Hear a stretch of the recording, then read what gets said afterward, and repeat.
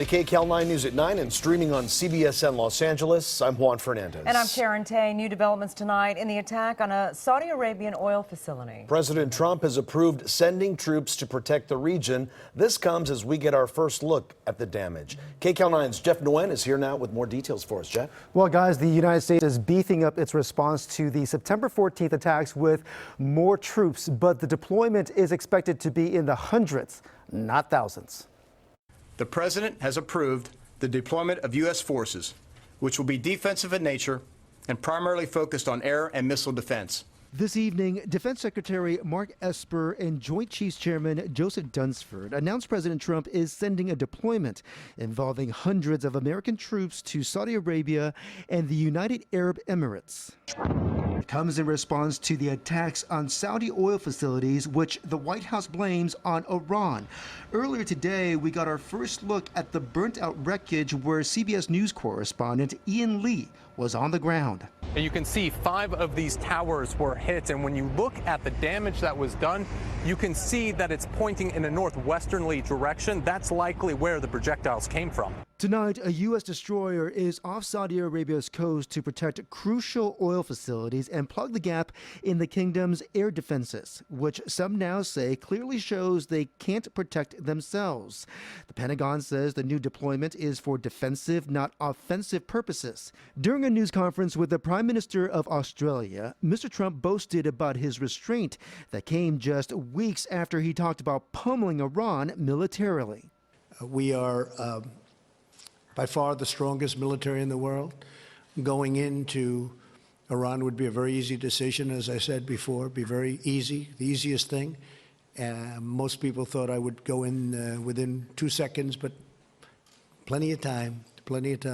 But Claremont McKenna political science professor Jack Pitney says the president's critics will ask, why isn't Saudi Arabia defending itself? Donald Trump himself has posed similar questions in the past, specifically about Saudi Arabia. A few years ago, he was tweeting about their free riding on the United States.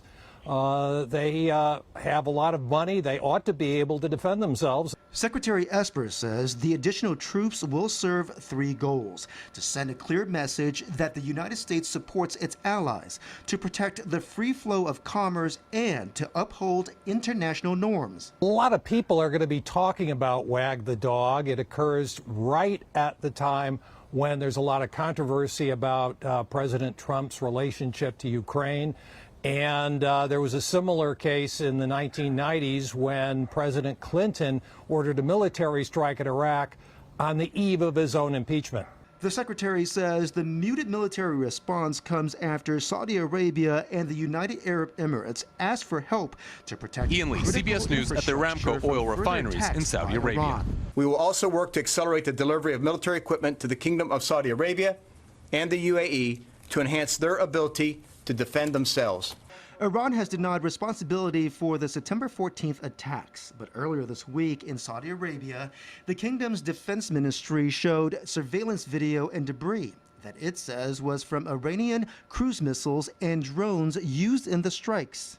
It is clear, based on detailed exploitation conducted by Saudi, United States, and other international investigative teams, that the weapons used in the attack were Iranian-produced and were not launched from Yemen, as was initially claimed. About 50% of Saudi Arabia's oil production has been taken out, which led the president to announce new sanctions on Iran's central bank. we have just sanctioned the Iranian National Bank.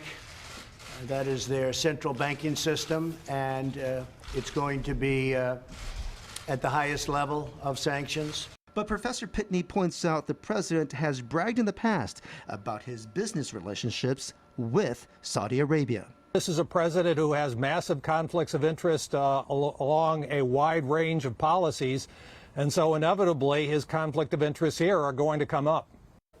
So the new deployment will add to the 2,000 troops that are already based in the Middle East since June. Right now, the timetable is still unclear. Sharon and Juan, we'll send it back to you.